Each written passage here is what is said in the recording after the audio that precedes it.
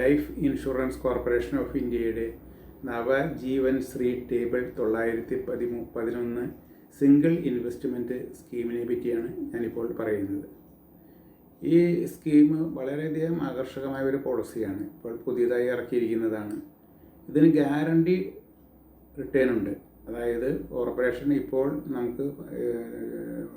നമ്മളിപ്പോൾ പോളിസി നമുക്ക് നൽകുമ്പോൾ വാഗ്ദാനം ചെയ്യുന്ന തുക നമ്മുടെ പോളിസി മെച്യൂരിറ്റി ആയിരിക്കുമ്പോൾ നമുക്ക് ആ എമൗണ്ട് ഗ്യാരണ്ടി ആയിട്ട് കിട്ടും. ഫോർ എക്സാമ്പിൾ, നമ്മൾ ഒരു ബാങ്കിൽ ഒരു ഫിക്സ്ഡ് ഡെപ്പോസിറ്റ് ഇട്ട് കഴിഞ്ഞാൽ നമുക്ക് മെച്യൂരിറ്റി ആകുമ്പോൾ എത്ര എമൗണ്ട് കിട്ടുമെന്നുള്ളത് ഇപ്പോൾ തന്നെ അതിനകത്തുണ്ടാകും. അതുപോലെ തന്നെ ഈ പോളിസി ചേരുമ്പോൾ നമുക്ക് എത്ര കിട്ടുമെന്നുള്ളത് ഇപ്പോൾ തന്നെ നമുക്ക് എല്ലാം എഗ്രിമെൻ്റാണ്. അപ്പോൾ വളരെയധികം ആകർഷകമായ പോളിസിയാണ് ഇത്. ഗ്യാരണ്ടിയോടുകൂടിയുള്ള പോളിസിയാണ്. ഗ്യാരണ്ടി അഡീഷൻ എന്ന് അതിന് പറയുക. നമ്മുടെ അടച്ചിരിക്കുന്ന പ്രീമിയവും അതിൻ്റെ കൂടെ ഗ്യാരണ്ടി അഡീഷനും കൂടി നമുക്ക് ലഭിക്കും. ഈ പോളിസിയിൽ ചേരാവുന്ന ഏറ്റവും കുറഞ്ഞ തുക 1,00,000 രൂപയാണ്. ഇത് സിംഗിൾ ഇൻവെസ്റ്റ്മെൻറ്റ് പ്ലാനാണ്. ഒറ്റ തവണ അടച്ചാൽ മതി. ഇതിൻ്റെ റിസ്ക് കവർ ചെയ്യുന്നത് 2 ഓപ്ഷൻ ഉണ്ട്. അതായത് നമ്മൾ ഒരു പോളിസി ഇറന്നു കഴിഞ്ഞാൽ 1,400,000 രൂപയുടെ 1,4 ഇരട്ടി നമുക്ക് റിസ്ക് കവറേജ് ചെയ്യും. അതായത് നമ്മൾ അടച്ചിരിക്കുന്ന പ്രീമിയത്തിൻ്റെ 1,4 ഇരട്ടി റിസ്ക് കവറേജ് ഉണ്ട്. ആ പോളിസിയിൽ 30 ദിവസം തുടങ്ങിയുള്ള കുട്ടിക്ക് ചേരാം. മെച്യൂരിറ്റിയുടെ മാക്സിമം വയസ്സ് 75 വയസ്സാണ്. അപ്പോൾ 1,4 ഇരട്ടി റിസ്ക് കവറേജ് ഉണ്ട്. നമുക്ക് ഏറ്റവും കുറഞ്ഞ പ്രായം 30 ദിവസമാണ്. മെച്യൂരിറ്റിയുടെ മാക്സിമം കാലാവധി 75 വയസ്സാണ്. പിന്നെ രണ്ടാമത്തെ ഓപ്ഷൻ നമ്പർ 2, നമ്മുടെ ഈ പ്രീമിയത്തിൻ്റെ 10 ഇരട്ടി ഇൻഷുറൻസ് കവറേജ് ഉണ്ട്. ഇതിൻ്റെ മിനിമം ഏജ് 30 ദിവസമാണ്. മാക്സിമം ഏജ് 40 വയസ്സാണ്. ഈ പോളിസിയുടെ മിനിമം മെച്യൂരിറ്റി ഏജ് 18 വയസ്സ്. 18 വയസ്സിന് പൂർത്തിയായി കഴിഞ്ഞാലേ ഈ പോളിസി മെച്യൂരിറ്റി തുക നമുക്ക് കിട്ടുള്ളൂ. അപ്പോൾ അതുകൊണ്ട് തന്നെ പ്രായപൂർത്തിയാവണമല്ലോ കുട്ടി. അപ്പോൾ അതുകൊണ്ട് തന്നെ പ്രായപൂർത്തിയായിട്ട് എമൗണ്ട് നമുക്ക് LICക്ക് തരാൻ സാധിക്കുള്ളൂ. അതുകൊണ്ട് ആവുന്നതിന് വേണ്ടിയാണ് മിനിമം മെച്യൂരിറ്റി ഏജ് 18 വയസ്സ് വെച്ചിരിക്കുന്നത്. ഇതിൻ്റെ മാക്സിമം മെച്യൂരിറ്റി ഏജ് 60 വയസ്സ് വരെയാണ്. ഇതിൻ്റെ ഏറ്റവും കുറഞ്ഞ പ്രീമിയം അടയ്ക്കുന്ന കാലാവധി 5 വർഷമാണ്. ഏറ്റവും കൂടിയ പ്രീമിയം അടയ്ക്കുന്ന കാലാവധി 20 വർഷമാണ്. ഇതിന് ലോൺ എടുക്കാം. നമുക്ക് 3 മാസത്തിന് ശേഷം നമുക്ക് ലോൺ എടുക്കാം. ക്ലോസ് ചെയ്ത് വാങ്ങിക്കുന്നതിനും നമുക്ക് ഈ പോളിസി നമുക്ക് ഉപയോഗപ്പെടുത്താം. 3 മാസത്തിന് ശേഷം നമുക്ക് ക്ലോസ് ചെയ്ത് വാങ്ങിക്കാം. ഇതുകൂടാതെ ഈ പോളിസി നമുക്ക് മെച്യൂരിറ്റി ആയി കഴിഞ്ഞാൽ ഇൻസ്റ്റാൾമെൻ്റായിട്ട് നമുക്ക് വാങ്ങിക്കാം. ഈ ഇൻസ്റ്റാൾമെൻ്റ് എന്ന് പറയുമ്പോൾ നമുക്ക് സ്വാഭാവികമായിട്ട് തോന്നുന്നു മെച്യൂരിറ്റി ആയി പിന്നെ പോളിസിക്ക് എന്തിനാണ് നമുക്ക് ഇൻസ്റ്റാൾമെൻറ്റ്. നമുക്കത് വളരെ പ്രയോജനപ്രദമാണ്. കാരണം നമുക്ക് ഈ പൈസ നമുക്കൊരു പെൻഷൻ പോലെ റെഗുലർ ഇൻകം പോലെ നമുക്ക് ഇങ്ങനെ കിട്ടിക്കൊണ്ടിരിക്കും. അപ്പോൾ നമുക്ക് നമ്മുടെ ആവശ്യങ്ങളും വാർദ്ധക്യകാലമൊക്കെ ആണെങ്കിൽ ആ സമയത്തൊക്കെ നമുക്ക് ഈ പണം നമ്മുടെ വാർദ്ധക്യകാല ചെലവുകൾക്കായിട്ട് ഉപയോഗിക്കാൻ പറ്റും. അപ്പോൾ നമ്മെ സംബന്ധിച്ച് ഒരു റെഗുലർ ഇൻകം ഗ്യാരണ്ടി ആയിട്ട് നമുക്ക് കിട്ടുമ്പോൾ നമുക്കത് ഒരു നല്ല കാര്യമാണ്. അപ്പോൾ അതിനാണ് ആ മെച്യൂരിറ്റി ഓപ്ഷൻ ഇൻസ്റ്റാൾമെൻ്റായിട്ട് വെച്ചിരിക്കുന്നത്. പിന്നെ ഇതിനകത്ത് നമുക്ക് ഗ്യാരണ്ടീഡ് റിട്ടേൺ 85 രൂപ നമുക്ക് 1000 രൂപയുടെ ഇൻഷുറൻസ് തുകയാണ്. അടച്ചിരിക്കുന്ന പ്രീമിയം അല്ല. ഇൻഷുറൻസ് തുകയുടെ 85 രൂപ നമുക്ക് കിട്ടും 1000 രൂപയ്ക്ക്. അപ്പോൾ നമ്മളൊരു 1,00,000 രൂപയുടെ പോളിസിക്കാണെങ്കിൽ 8,500 രൂപ, 10,00,000 രൂപയുടെ പോളിസിയാണെങ്കിൽ 85,000 രൂപ ആദ്യ വർഷം മുതൽ മെച്യൂരിറ്റി ആവണവരെയും കിട്ടിക്കൊണ്ടിരിക്കും. ഇതിന് ടേം റൈഡർ നമുക്ക് സൗകര്യമുണ്ട്. മാക്സിമം നമുക്ക് ടേം റൈഡർ നമുക്ക് 25 ലക്ഷം രൂപ വരെ നമുക്ക് കിട്ടും. പിന്നെ accidental death and disability benefit ഇതിനുണ്ട്. അത് 1 കോടി രൂപ വരെ കിട്ടും. Accident death and disability benefit എന്ന് പറഞ്ഞു കഴിഞ്ഞാൽ നമുക്ക് ആക്സിഡൻറ്റ് മൂലം മരണം സംഭവിച്ചു കഴിഞ്ഞാൽ ഇരട്ടി തുക കിട്ടും. പിന്നെ നമുക്കൊരു ഡിസേബിലിറ്റി വന്നു, നമുക്കൊരു ജോലി ചെയ്യാൻ പറ്റാത്ത അവസ്ഥയാണെങ്കിൽ നമുക്ക് പെൻഷൻ പോലെ ഒരു എമൗണ്ട് നമുക്ക് തന്നുകൊണ്ടിരിക്കും.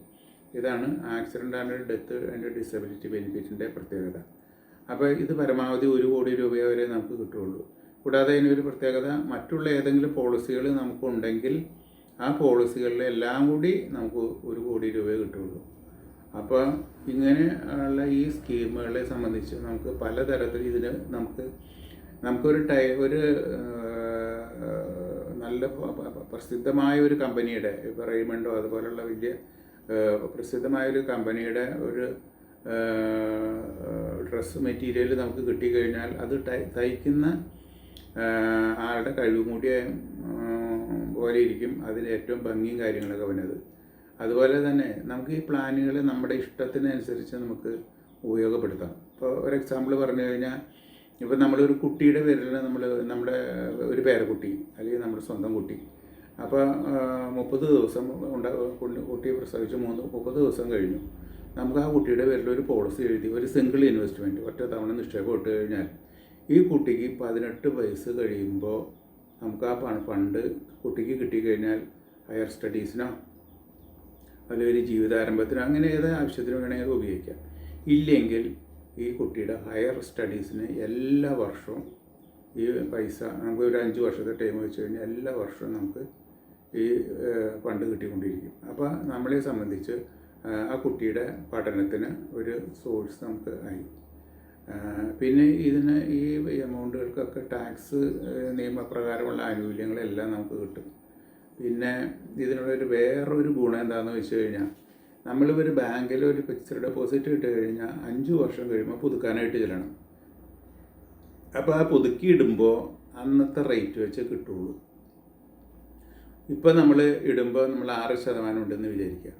ഇനി അത് പുതുക്കിയിടാൻ ചെല്ലുന്ന സമയത്ത് അന്ന് ബാങ്ക് റേറ്റ് 3% ഉള്ളെങ്കിൽ ആ 3% റേറ്റിൽ നമുക്ക് പുതുക്കി ഇടാൻ പറ്റുള്ളൂ. അപ്പോൾ ബാങ്ക് റേറ്റ് നമ്മളെ സംബന്ധിച്ച് ഇപ്പോൾ കുറഞ്ഞുകൊണ്ടിരിക്കുക എന്നുള്ളത് നമുക്ക് എല്ലാവർക്കും അറിയാവുന്ന കാര്യമാണ്. 1980 പലിശ നിരക്കല്ല ഇപ്പോൾ, 1990 പലിശ നിരക്കല്ല ഇപ്പോൾ, 2000 പലിശ നിരക്കല്ല ഇപ്പോൾ, 2010 പലിശ നിരക്കല്ല ഇപ്പോൾ അങ്ങനെ നമുക്ക് നോക്കുമ്പോൾ ഓരോ കാലഘട്ടത്തിലും പലിശ അങ്ങനെ കുറഞ്ഞു വരുന്നതല്ലാണ്ട് കൂടി നമുക്ക് കാണാൻ പറ്റില്ല. ഇപ്പോൾ 1990 ഇന്ത്യയുടെ സാമ്പത്തിക പ്രതിസന്ധി വന്ന സമയത്തൊക്കെ 21% വരെ പലിശ വന്നിട്ടുണ്ട്. ഇന്നിപ്പോൾ അതാണോ? ഇന്നിപ്പോൾ അതൊന്നുമില്ല. അങ്ങനെ പലിശ കുറഞ്ഞു വരാണ്. ഇനി ഒരു കാലഘട്ടം കഴിയുമ്പോൾ പലിശ എന്നുള്ള കൺസെപ്റ്റേ ഇല്ലാണ്ടാവും. പിന്നീട് വരാൻ പോണത് നമ്മൾ ബാങ്കിൽ പണം സൂക്ഷിക്കണമെങ്കിൽ അതിന് സർവീസ് ചാർജ് കൊടുക്കേണ്ടി വരും. അപ്പോൾ നമുക്കത് പെട്ടെന്ന് ഒരു അതിശയമായിട്ട് തോന്നാം. ഇപ്പോൾ ജപ്പാനിലൊക്കെ ഉള്ളത് അങ്ങനെയാണ്. ഡെപ്പോസിറ്റിന് അവർ ബാങ്കിൽ പണം സൂക്ഷിക്കുന്നതിന് സർവീസ് ചാർജ്, ഇപ്പോൾ നമ്മൾ സ്വർണം ലോക്കറിൽ സൂക്ഷിക്കുന്നതിന് ഫീസ് കൊടുക്കേണ്ടി വരും. ഇപ്പോൾ ജപ്പാനിൽ നിലവിലുള്ളതാണ്. അപ്പോൾ അതുകൊണ്ട് നമുക്ക് ഈ ഗ്യാരണ്ടി ആയിട്ട് കിട്ടുന്നത് ബാങ്കിൽ ഡെപ്പോസിറ്റ് ചെയ്ത് കഴിഞ്ഞാൽ 5 വർഷം കഴിയുമ്പോൾ പുതുക്കാൻ ചെല്ലുമ്പോൾ അന്നത്തെ റേറ്റ് അനുസരിച്ച് പുതുക്കാൻ പറ്റുള്ളൂ. ഇത് ഇപ്പോൾ 20 വർഷത്തേക്കാണ് നമ്മൾ ടൈം വെച്ചാൽ എഴുതിയിരിക്കണമെങ്കിൽ 20 വർഷം വരെ നമുക്ക് ഈ റേറ്റ് ഗ്യാരണ്ടി ആയിട്ട് കിട്ടും. അപ്പോൾ ഒന്ന് ആലോചിച്ച് നോക്കി അതിൻ്റെ അട്രാക്ഷൻ. പിന്നെ ഒരു കാര്യമുള്ളത്, ബാങ്ക് ഡെപ്പോസിറ്റ് ഉണ്ടെങ്കിൽ 5 ലക്ഷം വരെ deposit insurance corporation of India guarantee കൊടുക്കുന്നുള്ളൂ. അത് നാഷണലൈസ്ഡ് ബാങ്കായി പോലും.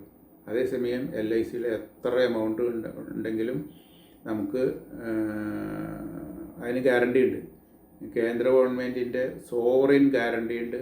അതുപോലെ തന്നെ ലൈഫ് ഇൻഷുറൻസ് കോർപ്പറേഷൻ എന്ന് പറയുമ്പോൾ നമുക്ക് പെട്ടെന്ന് അതിൻ്റെ മഹത്വം അറിയാമെങ്കിലും ഞാൻ ഒന്നുകൂടി എടുത്ത് പറയുകയാണ്. ലോകോത്തര നിലവാരമുള്ള ലോകത്തിൽ ഇന്ന് ഇൻഷുറൻസ് കമ്പനികളിൽ 2024 കണക്ക് പ്രകാരം 3-ാം സ്ഥാനമാണ്.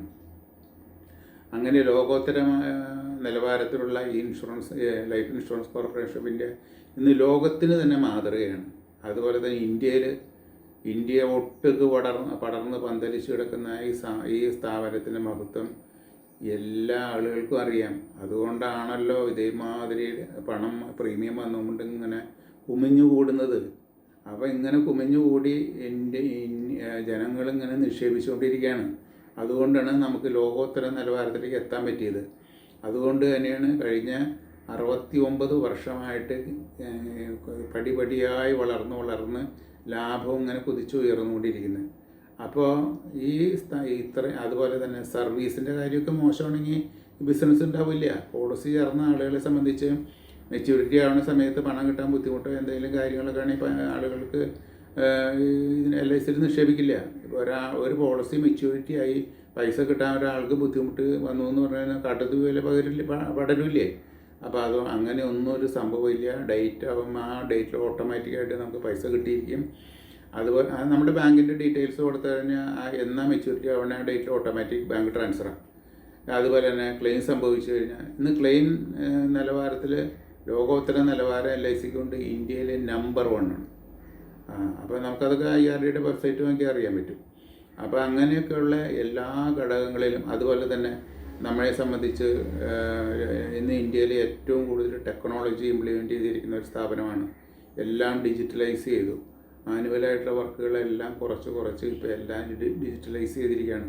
ഒരു പോളിസി ഹോൾഡറെ സംബന്ധിച്ച് ഒരു ലോൺ എടുക്കണ എത്ര എമൗണ്ട് ഉണ്ടെന്നറിയാം, പോളിസിയുടെ സ്റ്റാറ്റസ് റിപ്പോർട്ട് അറിയാം, ഒരു പ്രീമിയം പെയ്ഡ് സർട്ടിഫിക്കറ്റ് എടുക്കാം എന്ന് വേണ്ട, പ്രീമിയം കലണ്ടർ എന്ന് വേണ്ട എല്ലാ കാര്യങ്ങളും നമുക്കിപ്പോൾ സൈറ്റിൽ നിന്ന് എടുക്കാം. അപ്പോൾ ഒരു പോളിസി ഹോൾഡറെ സംബന്ധിച്ച് കിട്ടുന്ന എല്ലാ സൗകര്യവും ഡിജിറ്റൽ സംവിധാനത്തിലൂടെ നമ്മുടെ വിരൽ തുമ്പിലാണ്. അങ്ങനെ എല്ലാ തലത്തിലും വളർന്ന് പന്തലിച്ചുകൊണ്ടിരിക്കുന്ന ഈ സ്ഥാപനം നമ്മുടെ മുറ്റത്തുണ്ടായിട്ട് നമ്മൾ എന്തിനാ വേറൊരു സ്ഥാപനം അന്വേഷിച്ച് പോകേണ്ട ആവശ്യം എന്തിരിക്കണേ? അപ്പോൾ ചോദിക്കും ആളുകൾ അന്വേഷിച്ച് പോകണില്ലെന്ന്. ഉണ്ട്. അത് നമ്മളെ സംബന്ധിച്ച് എന്തെങ്കിലും ഒരു കൂടിയ ലാഭം കിട്ടാമെന്ന് വെച്ച് കഴിയുമ്പോൾ കൂടിയ മോഹന വാഗ്ദാനങ്ങളൊക്കെ തരുമ്പോൾ പെട്ടെന്ന് നമ്മളെ സംബന്ധിച്ച് ആകർഷിക്കും. ഈ ഇത്രയും പലിശ കിട്ടുമല്ലോ, ഇത്ര മോഹന വാഗ്ദാനങ്ങളൊക്കെ കിട്ടുമ്പോൾ പെട്ടെന്ന് അതിഭ്രമം വന്ന് ഭ്രമിച്ച് ഇവിടെ നിന്ന് ഡെപ്പോസിറ്റ് ചെയ്യും. ആ സമയത്ത് ഇതിൻ്റെ തിരിച്ചു കിട്ടുമോ, മുതൽ കിട്ടുമോ, പലിശ കിട്ടുമോ എന്നുള്ള ഒരു ചിന്തയുണ്ടാവില്ല. അത് കഴിഞ്ഞ് പൈസ നഷ്ടപ്പെട്ട് കഴിയുമ്പോഴാണ് നമ്മളതിനെപ്പറ്റി അറിയുന്നത്. അപ്പോൾ അതുകൊണ്ട് ഈ സ്കീം എല്ലാം കൊണ്ട് നല്ലതാണ്. കേന്ദ്ര ഗവൺമെൻറ് സ്ഥാപനമായ ലൈഫ് ഇൻഷുറൻസ് കോർപ്പറേഷൻ്റെ പോളിസിയാണ്. എന്തുകൊണ്ടും ഇത് നിക്ഷേപകനും എല്ലാ തരത്തിലും ഉപകാരപ്രദമായ ഒരു പോളിസിയാണ്. ഇത് ഏറ്റവും നല്ല രീതിയിൽ ഉപയോഗപ്പെടുത്തി കഴിഞ്ഞാൽ നമുക്കത് ഭാവിയിൽ നമുക്ക് നല്ലതായിരിക്കും. അതോടൊപ്പം തന്നെ ഞാൻ നേരത്തെ പറഞ്ഞില്ലേ, ഈ നല്ല കമ്പനിയുടെ പ്രോഡക്റ്റ് ആണെങ്കിലും അത് കൈകാര്യം ചെയ്യുന്ന ഒരു ടൈലർ നല്ല രീതിയിൽ ചെയ്യുമ്പോഴാണ് അത് ഏറ്റവും മനോഹരമാണ്. അതുപോലെ തന്നെ നമ്മളൊരു പോളിസി എടുക്കുമ്പോൾ ആ പോളിസിയുടെ നല്ല നല്ല ഗുണങ്ങളും അതിൻ്റെ എല്ലാ കാര്യങ്ങളും മനസ്സിലാക്കി തരുവാനും അതുപോലെ നമുക്ക് ഏറ്റവും അനുയോജ്യമായൊരു പോളിസി തിരഞ്ഞെടുത്ത് തരുവാനും പോളിസി ചേർന്നതിന് ശേഷം വിൽപ്പനാനന്തര സേവനം വളരെ കൃത്യമായി ചെയ്തു തരാനും സാധിക്കണമെങ്കിൽ ഒരു പ്രൊഫഷണൽ ഏജൻ്റ് ആയിരിക്കണം. അതായത് ഇതിന് മാത്രം ശ്രദ്ധ കേന്ദ്രീകരിച്ച് ഇതിൽ മാത്രം വ്യാപൃതനായി ഇതിനു വേണ്ടി ഫുൾ ടൈം വർക്ക് ചെയ്യുകയും പുതിയ LICയുടെ സർക്കുലറുകളും മാറ്റങ്ങളും എല്ലാം നമ്മൾ സ്വായത്തമാക്കുകയും അതുപോലെ തന്നെ ഫുൾ സമയവും കസ്റ്റമേഴ്സിന് സർവീസിനുള്ള വേണ്ടിയുള്ള സമയം കണ്ടെത്തുകയും ഇതുമായിട്ടുമുള്ള വർക്കുകൾ മാത്രം ചെയ്യുന്ന ഒരാളും അനുഭവ സമ്പത്തും യോഗ്യതയും നല്ല അക്കാഡമിക് ക്വാളിഫിക്കേഷനും കാര്യങ്ങളും അതുപോലെ തന്നെ സർവീസ് ഓറിയൻറ്റഡും ആയ ഈ ജോലിയോടുള്ള ഒരു ഡെഡിക്കേഷൻ ഉള്ള ഒരാളാകുമ്പോൾ നമുക്ക് ഏറ്റവും കൂടുതൽ പ്രയോജനപ്പെടും. ഇപ്പോൾ എന്നെ സംബന്ധിച്ച് പറയുകയാണെങ്കിൽ 46 വർഷമായി ഞാൻ ഈ മേഖലയിൽ പ്രവർത്തിക്കുന്നു. LIC മാത്രമേ ഉള്ളൂ. ജനറൽ ഇൻഷുറൻസും ഉണ്ട്, നമ്മുടെ മെഡിക്ലെയിം അങ്ങനെയുള്ള കാര്യങ്ങളും ഉണ്ട്. അത് ഇൻഷുറൻസ് സംബന്ധമായ കാര്യങ്ങൾ മാത്രമേ ഞാൻ ഡീൽ ചെയ്യുന്നുള്ളൂ. അപ്പോൾ അതുകൊണ്ട് ഇതിനു വേണ്ടിയുള്ള സമയവും കാര്യങ്ങളും എല്ലാം ഉണ്ട്. പുതിയ മാറ്റങ്ങളെല്ലാം പഠിച്ചുകൊണ്ടിരിക്കുന്നു. ടെക്നോളജിയെ സംബന്ധിച്ചാണെങ്കിൽ എല്ലാം ഡിജിറ്റലൈസ്ഡ് സർവീസും സോഫ്റ്റ്വെയറുകളും കാര്യങ്ങളും എല്ലാം നിലവിലുണ്ട്. അത് അതിൻ്റെ ഏറ്റവും മാറ്റങ്ങൾ അപ്ഡേറ്റ് ആയിട്ട് പഠിച്ചുകൊണ്ടിരിക്കുകയാണ്. അപ്പോൾ എല്ലാ കാര്യങ്ങളും ഡിജിറ്റലൈസായിട്ട് നമുക്ക് ചെയ്തു തരാൻ പറ്റും. എന്നെ സംബന്ധിച്ച് ഇപ്പോൾ ഒരു പോളിസി തത്സമയം ഓൺലൈനിൽ പോളിസി തരാൻ സാധിക്കും. അപ്പോൾ അങ്ങനെയുള്ള സർവീസുകളും കാര്യങ്ങളൊക്കെ നമുക്ക് തരുന്നതിനും നമുക്ക് അനുയോജ്യമായ ഒരു പോളിസി തിരഞ്ഞെടുക്കുന്നതിനും എപ്പോഴും ഇതിനകത്ത് ഫുള്ളി എൻഗേജ്ഡായ ഒരു ഏജൻറ്റിനെ കൂടുതലും സാധിക്കുകയുള്ളൂ. അങ്ങനെ ഒരു ഏജൻ്റാകുമ്പോൾ ഏറ്റവും എളുപ്പത്തിൽ കാര്യങ്ങൾ ചെയ്തു തരാൻ പറ്റും. അപ്പോൾ ഇങ്ങനെയൊക്കെയുള്ള കാര്യങ്ങളെല്ലാം ഞാൻ തുടരുന്നുണ്ട്. അക്കാഡമിക് ക്വാളിഫിക്കേഷൻ സംബന്ധിച്ചാണെങ്കിൽ ആരോഗ്യ കൃഷ്ണൻ കോളേജിൽ ഡിഗ്രിക്ക് പഠിക്കുമ്പോൾ ഏജൻസി എടുത്താണ്. ഗ്രാജുവേഷൻ കഴിഞ്ഞതിന് ശേഷം മുഴുവൻ ശ്രദ്ധ ഇതിനകത്ത് കേന്ദ്രീകരിച്ച് മുഴുവൻ സമയ ഏജൻ്റായും ഈ ചീഫ് ലൈഫ് ഇൻഷുറൻസ് അഡ്വൈസറായിട്ടും പ്രവർത്തിക്കുന്നു. അപ്പോൾ ഇത് ഈ ഇത്തരത്തിലുള്ള പോളിസികളും കാര്യങ്ങളും എഴുതുന്നതിന് ബന്ധപ്പെടുക PO Devassy, agent cum chief life insurance advisor, mobile 94 46 21 50 19. Okay, thank U.